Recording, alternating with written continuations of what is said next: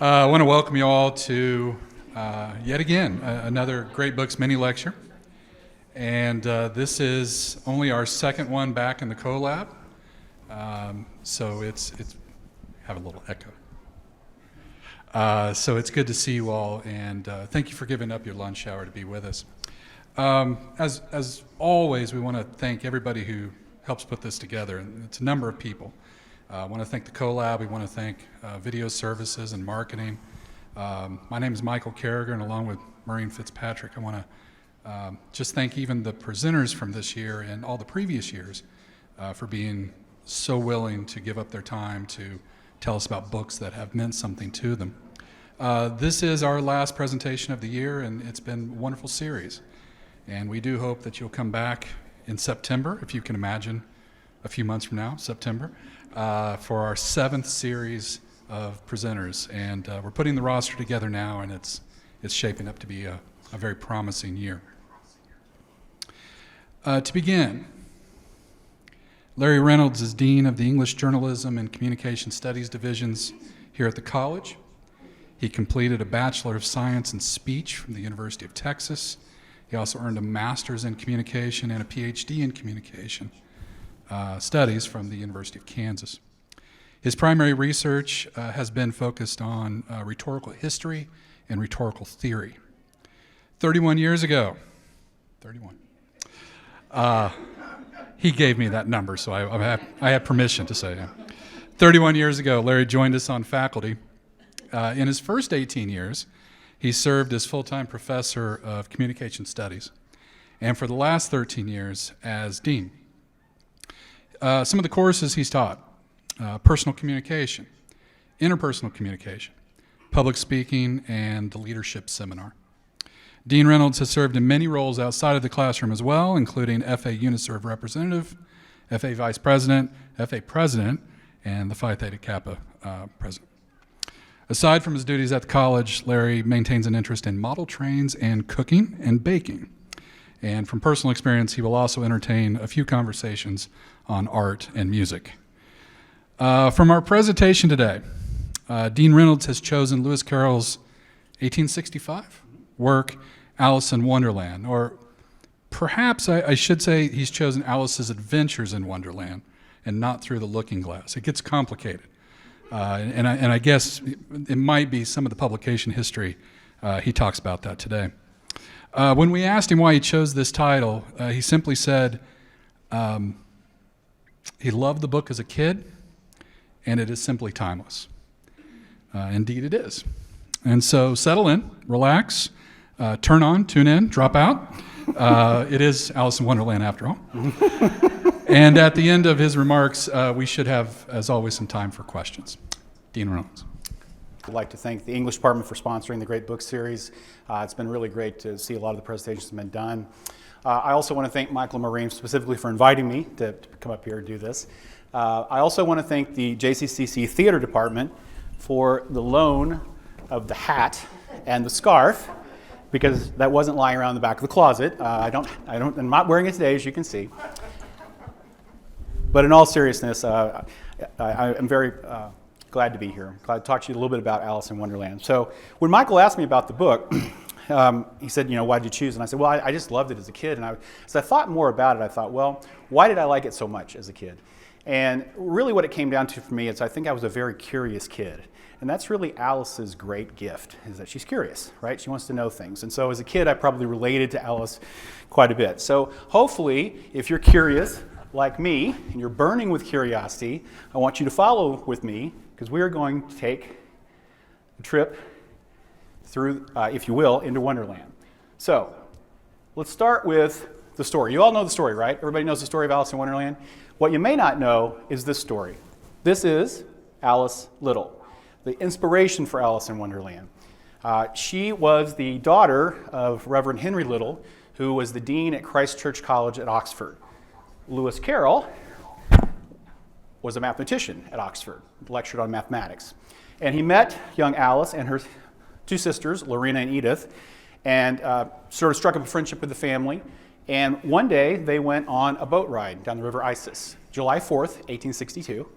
And on that boat ride, Lewis Carrol actually Reverend Charles Dodson is his real name, was asked to tell the kids a story. And so he began to tell them the story about Alice, the inspiration. It's a bit of a myth, this boat ride story, because it almost makes it sound like he had the story in his head and it just came out. That is not entirely true, but what happened was after he told the story and thrilled the kids, Alice says, "Can you write that down? I'd love to have a copy of it." So he goes about writing it down. It's called Alice's Adventures Underground. That will be important later on. We'll talk about something there. So 2 years later, he shows back up with a manuscript called Alice's Adventures Underground, where he had actually done some of the illustrations for the book. We'll talk more about that in just a second. And then someone visits the little house and says, that ought to be published. So next thing you know, 1865, the book is published. As I was thinking about this idea of why is it a great book, I kind of wanted to start with maybe more basic premise, and that is what makes a book great, right? So we could say, maybe take the high art version and say, the book is great because it's well written, it's got engaging characters, it's got multiple layers of meaning. Or we could be a bit more crass and just ask, did it sell a lot of books? Did it have a lot of printings? Was it part of the cultural zeitgeist? In other words, was it at the water cooler? Were people talking about it everywhere? The problem with that standard, I think, as all of you know, is we end up getting something like this, okay? Which is in no way even a good book, much less a great book, right? However, since we took this road, let's take a look. Is Alice in Wonderland a great book, okay? And I would argue, even based on these metrics, it is, and here's why. It's never been out of print since 1865. It's been translated in over 170 different languages around the world. And it's a part, what I would call the cultural zeitgeist. And I just like throwing the word zeitgeist in every once in a while. Alice in Wonderland, Alice is everywhere. And if you look, you'll see it. And so I want to explore that idea with you just a little bit by talking about where all do you find Alice? And that's in lots of places. Some of you may be familiar with some of these. This is Alice in Zombieland, young adult fiction, where Alice follows a dark rat down an open grave into a world of insanity and rotting flesh. Pretty dark. This book, Splintered, is a story about a girl who has some mental health issues, and she's a direct ancestor of Alice Little. It's another version of it. But it's not just in young adult fiction that you get Alice. There's also detective stories based on it. There's also a Hare Krishna version of it called Lila in the Land of Illusion, where she follows a white rabbit who's carrying the Bhagavad Gita down into a hole. Yeah, it's everywhere. It's also in things like sculpture. If you've ever been to Central Park in New York, this is a very famous sculpture of it. You'll also see it in pop culture, obviously with the Disney reference, right? The teacup ride. But it's also in architecture. This is a pavilion in Beijing that was built as an inspiration from Alice in Wonderland. Perhaps my personal favorite is this one. This is an office park in England. On the left here, you can see Alice, of course, is growing out of the building. And on the right is the Queen of Hearts conference room, which I'm not sure I want to go to a meeting in there, but okay. So again, inspiration almost everywhere, right? It's also in things like fashion. This is a fairly famous photo shoot from 2003 in Vogue magazine, photographed by Annie Leibovitz with Alice, the Mad Hatter, and the March Hare. Okay? So again, Alice is kind of everywhere. It's also in things like art. This is a fairly famous painting by Salvador Dali of the White Rabbit. It's also in things like ballet. There's an Alice in Wonderland ballet. This is the Royal Ballet in England. It's also in manga. Everywhere in manga. If you read any of that, you probably have encountered some of these. I'm seeing some head nodding out there. This is an interesting one here because it's a boy, and he wanders into Wonderland and is told he's Alice and he has to kill the White Rabbit. Again, a little dark. So you get some of those. It's also in graphic novels, comic books, advertising. This is my personal favorite. This is Alice in Wonderland and Wonder Bread. So, and I don't know if you can see this, it says, this is ridiculous. What's a good tea party without bread, right? So again, advertising. Another of my personal favorites, Alice hawking Ford automobiles. And also Libby's canned goods. So again, it's kind of everywhere, right? Everywhere you turn. If you're a fan of the series Lost, Lost has a ton of references to Alice in Wonderland, starting with the idea that they fall out of the sky and wake up in a weird place, right? So a little strange. Also, if you know anything about TV's Batman, the Mad Hatter character shows up there, also originally from the comics. And also the series Gotham, there's the Mad Hatter as well. So again, in television you see it. There's also, of course, movies. And the most famous probably is The Matrix, right? And I have not seen The Matrix Resurrections. I know some of you have. I've talked to you about it. There's a lot of interesting allusions to Alice in that one as well. And of course, the original Follow the White Rabbit, right? So again, you can see it almost everywhere. TV, lots of, you can tell the production values are pretty high here. Lots of examples of it in television. But the interesting thing to me is that it actually shows up on the silver screen quite a bit. And some of you may not be familiar with this, but the very first version, this one right here, was in 1903. It's a silent film. There's only one print of it left, and you can go on YouTube and look at this. It's only about 3 minutes long because they don't have much of a surviving print left with it. But this is not long. You know, the book is published in 1865, and almost immediately, some 30 years later, it goes to film. And film, of course, is in its infancy at this point, right? In 1933, Hollywood creates a film. This is almost nightmare-inducing if you look at this thing. This is the Duchess scene, if you're familiar with that.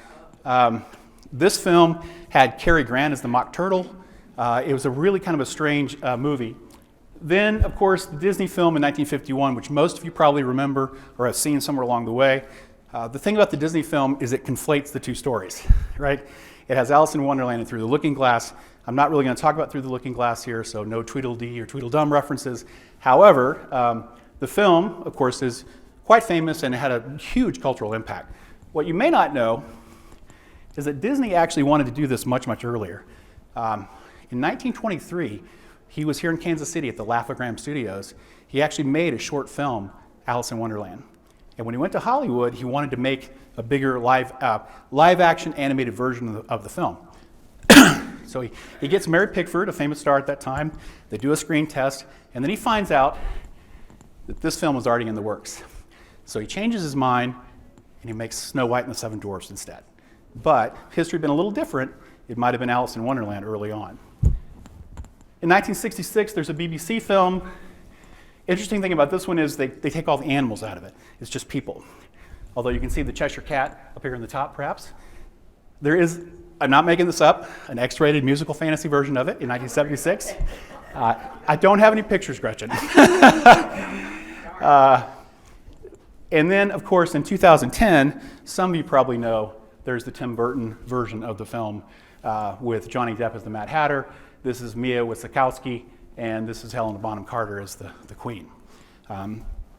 It's a very different story if you watch the film. It doesn't really, kind of takes it from the original, but it changes a number of things in it. So again, just to make the point, there's lots and lots of places Alice shows up. Also, Alice in Wonderland has worked its way in the language, right? Probably all of you, somewhere along the line, have seen some of these things, right? Reading an article on sports, reading an article on economics, watching something on TV, and they use, get back to me, down the rabbit hole, right? Or people talk about being in Wonderland, or people talk about off with their heads, right?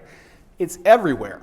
So, I think I made the point that Alice is everywhere. So why is it such a good book? What's interesting about it? Well, this is the thing. There are so many rabbit holes. There are so many ways we could talk about Alice. So let's start with the mythological angle. A lot of people argue that, in fact, Carroll, the whole thing is based on mythology. In particular, the Greek myth of Persephone. If you know the story, she falls underground. Actually, she's kidnapped by Hades, but that's another story. She goes underground, and then eventually she starts being actually in a field with her sister, Demeter. Sound familiar? She falls into a hole. She goes through these challenges. She comes out. A lot of people have asked the question, so what about the white rabbit? Where does that come from? Well, actually, Persephone is the goddess of spring. And she's often portrayed, if you look at pictures, having a rabbit with her somewhere along the way. Also, the British version of the goddess, Estra, where we get our Easter, right? Easter rabbit. You can see where this is going. So again, it's an interesting kind of way to look at the book. If you know that mythological underpinning, you start seeing those elements in there. I'm not making this word up. The white rabbit is what's referred to as a psychopomp, which is a guide to kind of the underworld. And again, you can see that happening because the rabbit takes Alice into the underworld, right? Also, Carroll was probably referencing the Celtic tradition of what's called a fuca, which is a trickster animal that often takes the shape of a rabbit. So that's one way you can look at it. You could also look at it. Oh, sorry. I got ahead of myself. Last thing. The other reason he chose a rabbit is this painting. This is Edward Landseer's scene from A Midsummer Night's Dream. And we know from Carroll's diary he loved this painting. In particular, he says, there are some wonderful points in it, the white rabbit especially, right? So there's lots of ways that he sort of picks up this character, the white rabbit. Okay, another way you can look at it is the math angle. Carroll was a mathematician, right? If you read the book, there are tons and tons of Easter eggs relative to math. I didn't know a lot of these, but as I was reading about it, I'm like, oh, that's interesting. I didn't know that. So things like axioms. If you recall at the end of the trial, the queen says, sentence first, verdict afterwards, right? Okay, that's actually a reference to propositional calculus, which is formula first and then the conclusion, okay? And the axiom is the axe off of their heads, right? Right? The Fibonacci sequence is often displayed using rabbits, okay? The golden key might be a reference to the golden ratio, if you're familiar with that. The referencing to telescoping might just be the literal metaphor of shrinking and growing like Alice does, right? But it also could be a reference to calculus. That's another thing that I didn't quite understand, but if you read about this, you'll see it. And then, of course, on the Hatter's hat, you know the 10-6 that's on the hat, right? That's a reference to Fermat's theorem about things growing and shrinking, okay, in math. Could also be a language way to look at this. The thing is full of wordplay, right? If you read the text. The mouse's dry history, right? He's trying to drive everybody off by telling his tale about William the Conqueror. This is a lesser known character, but Pat talks about digging for apples. Well, Pat is an Irish character in the book. And potatoes at that time, slang for them was Irish apples. So again, it's a pun, it's a wordplay. He's having fun with it. If you recall, the Mock Turtle talks about the lessons. Starts at 10 hours, 9 hours, 8 hours. That's why they're called lessons, because they lesson, right? Again, the joke, the pun, right? There's also the rules angle. The place has rules, just none of them make any sense. And she's always trying to figure out, like, what is happening here? What's going on? I don't understand. But she's always questioning it too, which is an interesting take on it, because I was talking to Mary Ann Kunkel, our children's literature professor, and she says that she actually teaches it as Alice being anti-authority, because she challenges constantly. She's challenging people about, why are we doing this? How does that work? It doesn't make sense. Another way you can look at the book is that it's actually based on people. So the dodo in the book is actually Dodgson himself.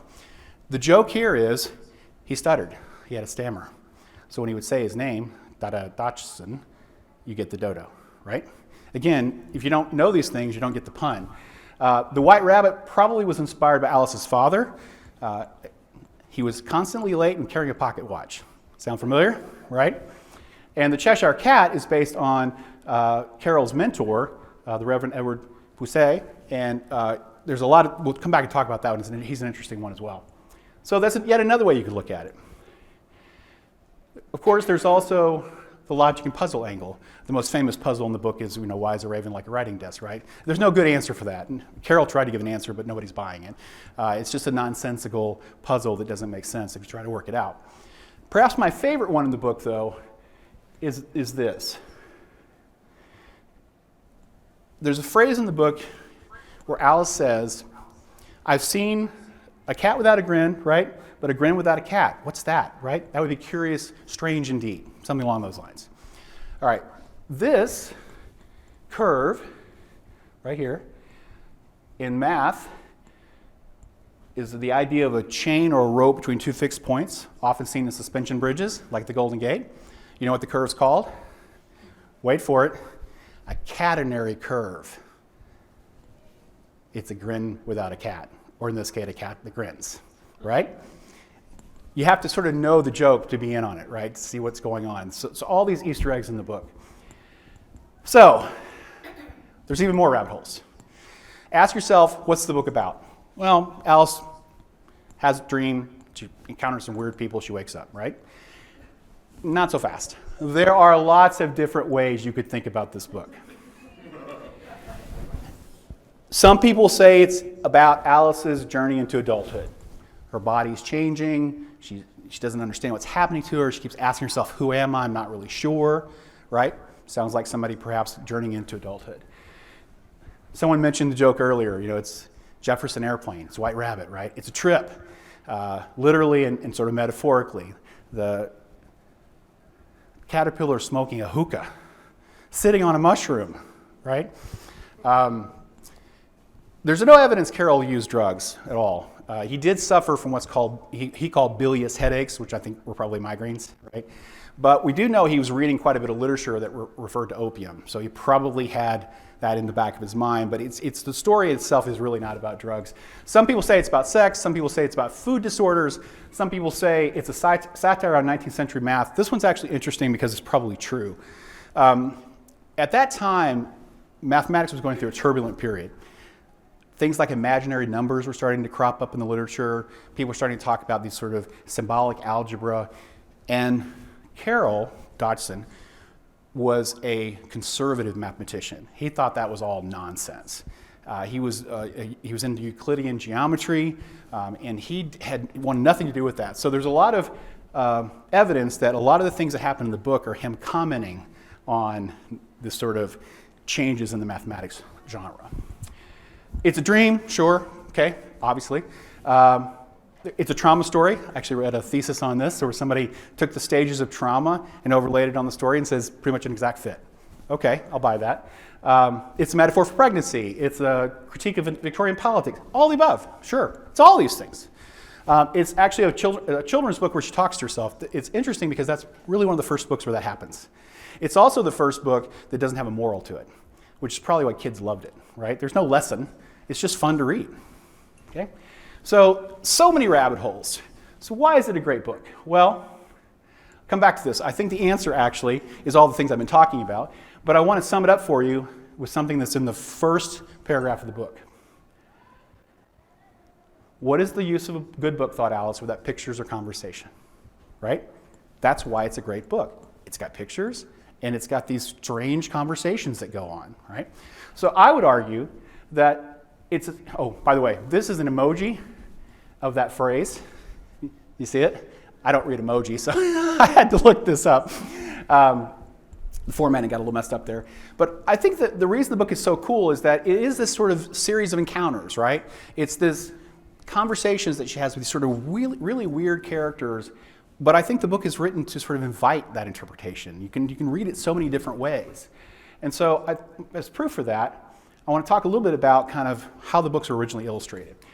You probably all know this, but Carroll was the original illustrator.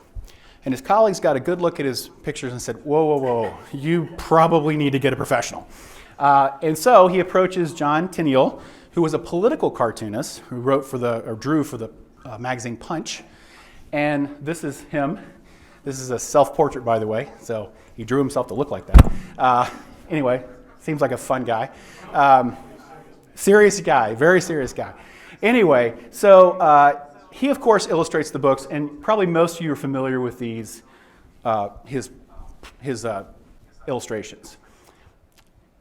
But the interesting thing about it is, ask yourself, what does Alice look like, right? If you're thinking about, let me just poll the audience here. If you had to describe her, this is Tenniel's illustration, right? What's she look like? Tell me. What's Alice look like? Blonde. She's blonde. Why is she blonde?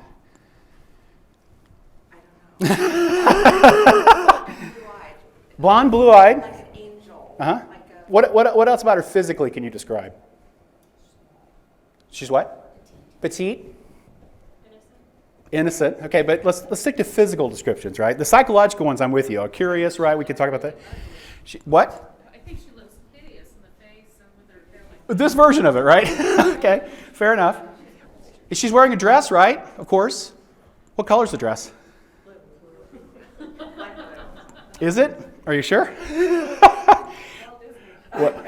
Well, This is a version of the book done in, I can't remember the date, but Tenniel, the original illustrator, oversaw this. Of course, originally it was in black and white, right? What color is the dress? It isn't blue, it's yellow. And you'll actually find versions of the book published where she's wearing a red dress. But at some point, likely because of Disney, right, that version took over. But you can see it here. Eventually, it starts to have a sort of a standard look about it. Some of these, she's got the stockings, right, so forth and so on. But for most people, and I think this is where you were going, Gretchen, that's where you get the image, right? What's she wearing? She's blonde, she's blue-eyed, she's got a blue dress, she's got on this pinafore, right? This is the look that most people know. Of course, the modern version of that is Mia Wasikowski, very close to that. Going back to the fashion for just a moment, though, this is interesting. This look, this sort of cinched waist and flared skirt, is actually very characteristic of what was called the New Wave in fashion post-World War II, led by Christian Dior. And the person who drew Alice, this film was in 1951, modeled it on that, right? So you have this, again, a connection to fashion. The other thing that happens is that, again, another version of Alice, kind of looks like the original, maybe. Here's some other ones. One of the things that interesting happens is in 1907 in the United States, the copyright runs out. So what do the publishers do? Start publishing new books and getting new illustrators. And so you get all these different versions of Alice. Here's some more. I don't know where she comes from. She keeps showing up. Here's some more. All looks very different, right? Why is that? Well, okay, because, what's in the book? What do we know about Alice in the book? Well, we know a lot of psychological things about her, right? She's kind of innocent, she's curious. But if you went and asked the question, before I do that, I'll show you one more image here, if it'll get it to come up. This is one of my favorites. This is courtesy of Dave Davis, who, this is a video game, right? And you told me it's called Malice in Wonderland. Malice in Wonderland. It's a winner. Here's a couple more for you. This is a pretty powerful one, if you ask me. This was done for a calendar shoot, and again, it's probably not your expectation if you've grown up with the Disney version of it, but it's a very powerful image. But if you ask yourself, sort of, what does she look like? Where's this coming from, right? Well, we know Tenniel illustrated it, right? But if you go to the text, and what's in the text? Well, is there a blue dress? There's no blue dress. No. Here's all we know that's in the text. 3 things. She's wearing a skirt, she's got long hair, and she has a pocket. All your constructions of Alice come from somewhere else because it's not in the book. Okay? What I think makes that interesting to me is because then the characters take on a life of their own. You almost don't need the book in some ways, right? And I'll tell you what I mean by that. I think in some ways it becomes a story without a book. Because I think most people today haven't read the book. Most kids haven't. Likely. Some have, right? I would argue most people probably haven't even seen a movie, but they know the story. Right? This is one of my favorites, right?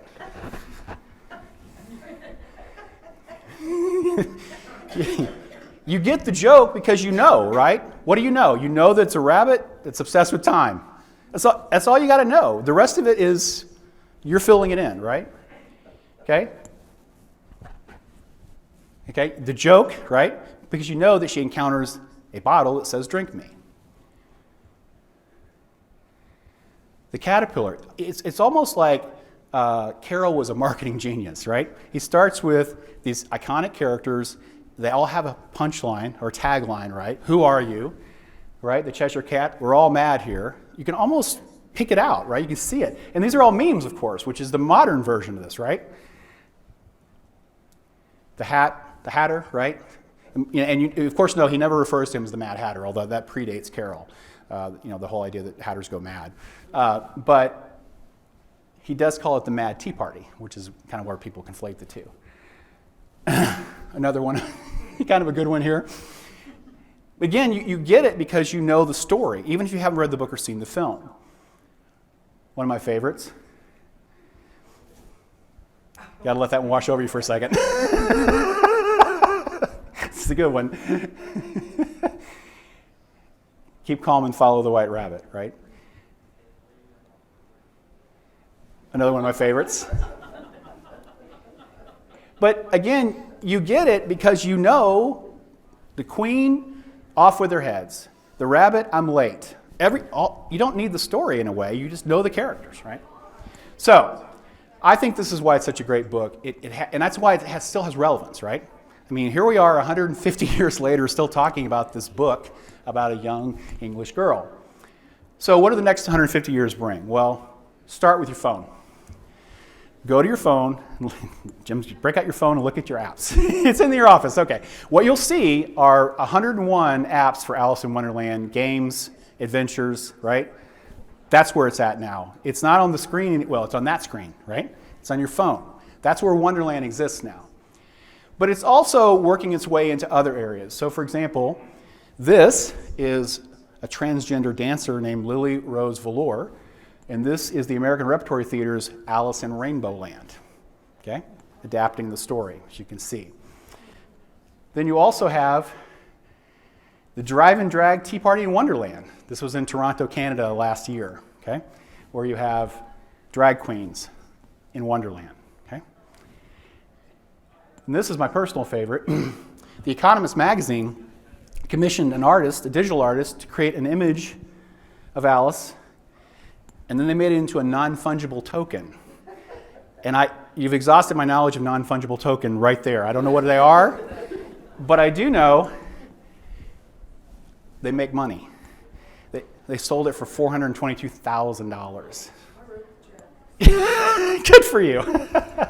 So you can see that, like, it's going to keep going. It's going to keep doing these things because it's infinitely adaptable, and the story's so great, and the characters are so great, and the pictures are so great that it is a great book for that reason. So, some of you may know this. There's a children's literature museum here in Kansas City, the Rabbit Hole, right? Very cool. But I want to end kind of where we began, which is going down the rabbit hole. And I have to give a shout out. This was drawn by my daughter on her iPad. Very cool. But I think the reason that I love the book, I think the reason we all like the book, is because ultimately it's not about Alice. It's about us. It's about all of us who have gone down the rabbit hole into Wonderland. And so I thank you for your time today. It's been a lot of fun to talk about this. I'm happy to take questions.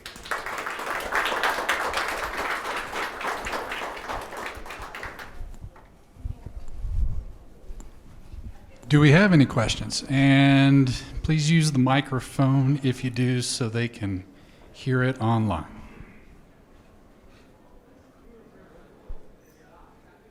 Jay's got a question. I'm not really even sure how serious I am about this question. I don't know if this question matters at all, but here goes. So now we have a story without a book. But should we want people to have actually connection with this between the story and the book? I mean, what does it matter about the original content? I mean, this is a big philosophical question, right? No, it's a great question. I guess I want to hear you riff on what your thoughts are on that. Wow. Well, I don't, should we and do we are right two different questions. I mean, clearly I think we do, because I don't think that most people have read the book. I would argue that pretty vociferously. I think you're missing out if you don't read the book, because the book, the wordplay, the language in the book is so unbelievable that, and now that you know some of these angles, if you haven't known them before and you're reading it, you start to get this meaning out of the book that's really interesting. It's a book full of Easter eggs is what it is. So I guess I would argue maybe we shouldn't do that, but I think we have.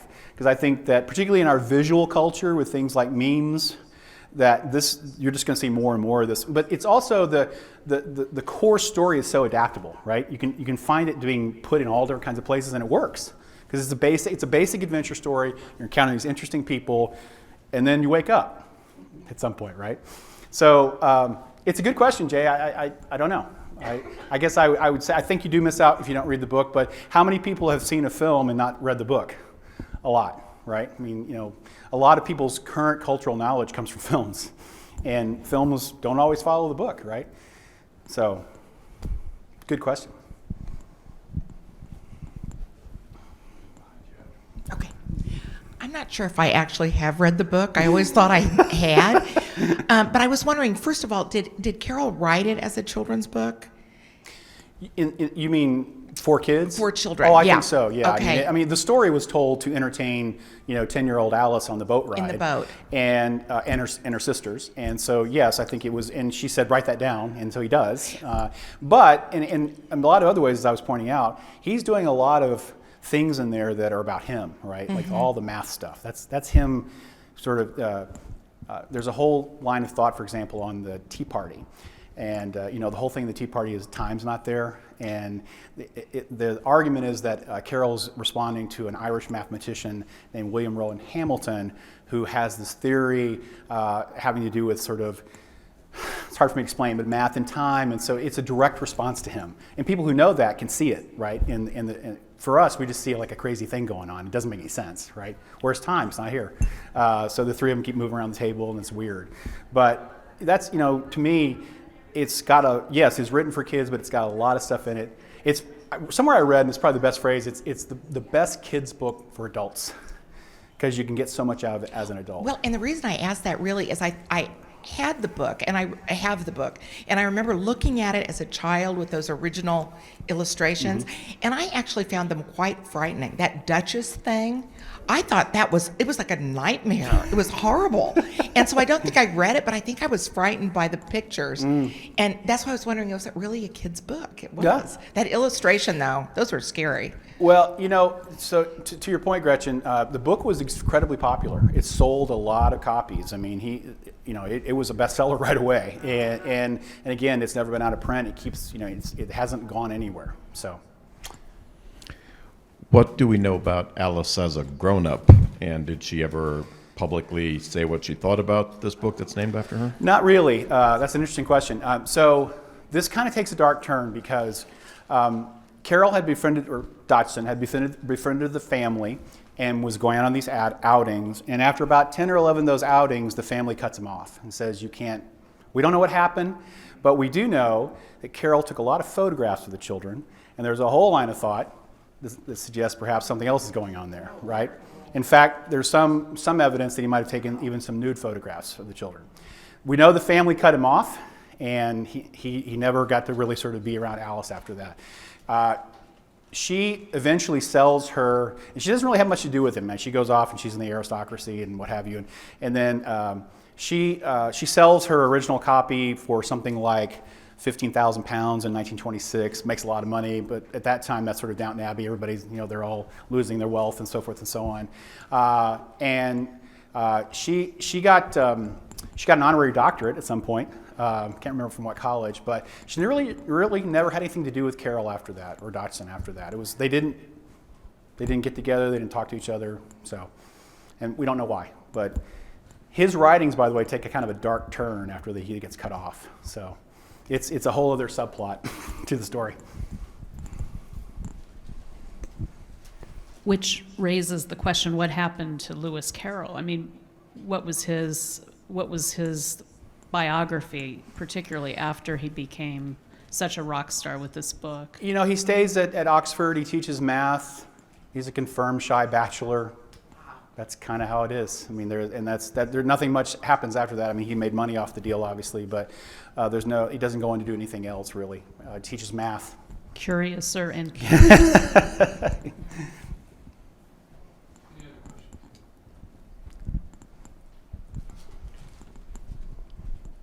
Was Dodgson a pretty famous mathematician, or No. he just taught it? He just taught it. Yeah, he's almost more like a tutor. He would help the students with math.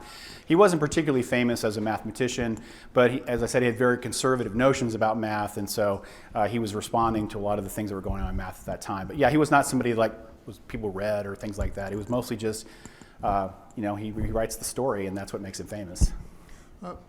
One more, a small question. The connection between a Fibonacci series and a white rabbit, can you elaborate on that or not? So the way that I understand it, yeah, and there are any mathematicians out there who help me explain this, is that oftentimes the Fibonacci sequence is pictured as multiplying rabbits, because the whole idea that you add to the sequence, right? That's again, it's not a huge connection, but it's kind of an interesting little take on it, right? That's why.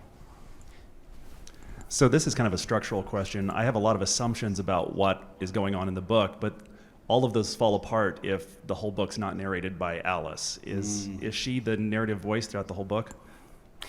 Well, that's a great question, Dave. I'm thinking through all the chapters now, right? I'm like, I guess largely so, yes. I'd have to think about that one for a little bit, though. I'm running through my mind right now. And Well, because if she is, then it's all about her experience, Right. And then you can just extrapolate from that. And yeah. You know, a child doesn't know what the rules are, and the Right. world looks crazy. People are insisting on doing things, and you don't know why. Right. But if it goes into third person, then Yeah. everything goes out the window. No, I think it's really her. I mean, because, and again, it's that, okay, it's maybe heresy, but it's almost like a Seinfeld episode, right? Nothing happens. Right. I mean, she falls asleep, she dreams, she has this weird dream, and she wakes up right back where she was. That's it. I mean, and now she has this memory, of course, of all these crazy things going on, but it's an interesting question. I'd have to think about that one for a little bit. Just to follow up on his career outside of being the author of Alice in Wonderland, he did write a couple logic textbooks, which I don't think got any notoriety at the time, but they're republished recently, and they're not spectacular logic, even putting it in terms of where logic was in the 19th century. But his examples are totally crazy Alice in Wonderland, Jabberwocky kind of examples with non-existent creatures. Right. Right. So his mind was still working in these fantastical ways. Yeah. So yeah, you can get them. I have them actually. Oh yeah, it'd be interesting. Yeah, I didn't know that. Yeah, it's he clearly had some issues with this whole idea of things going crazy, right? I mean, he was so grounded in Euclid, and I mean, he didn't like the idea of non-Euclidean geometry. He didn't like the idea of imaginary numbers. He thought all that was just hokum, right? And his that's concern, I mean, at least this is more, I guess, through the looking glass. A lot of concern of misusing language, a whole Humpty Dumpty Yes. thinking he can make. Right. There's glory for you. Right. There's a knockdown proof for you. right. Well, and that's also true at the Tea Party and other places, right? Where Alice talks about, they're using logically constructed sentences. They just don't make any sense. There's no meaning to them, right? So it's an interesting take on it. And of course, he wrote Jabberwocky. And Right. I mean, so the fact that he was a mathematician is largely lost on people who are English majors because, I mean, anthologies are full of his poetry, and his poetry is as fabulous as is his novels. I did read somewhere, I don't know how accurate this is, but he's the second most quoted author behind Shakespeare. And if you think about it, there's a ton of quotes that come out of those books that you know, right? And so I could see that. I saw when I was in the library when I was a little kid. I don't know, it's feedback or something. It's okay. Oh, from, And I had read I can't hear. Alice in Wonderland. I saw those logic books that someone just mentioned. And so I checked them out and read them. And that was my introduction to logic when I was in elementary school. So Ah, it was pretty cool. And speaking as, this is Kathleen of Wales. thought that was Kathleen. Hi, Kathleen. Speaking as a person who taught math. Yeah, So I was quite taken with all of that stuff. yeah, yeah. I don't know if you could hear what she was saying, that she checked out the logic books and was reading them, and so her introduction to it. Very interesting. Anything else? Sort of fitting we had a voice from another play. Exactly, right. It's a nice way to end It it. really was. It really was. So- Larry, thank you very much. Thank you. Appreciate it.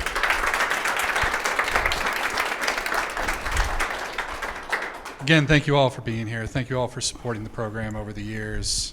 6 more next year. Hope to see you. Great time.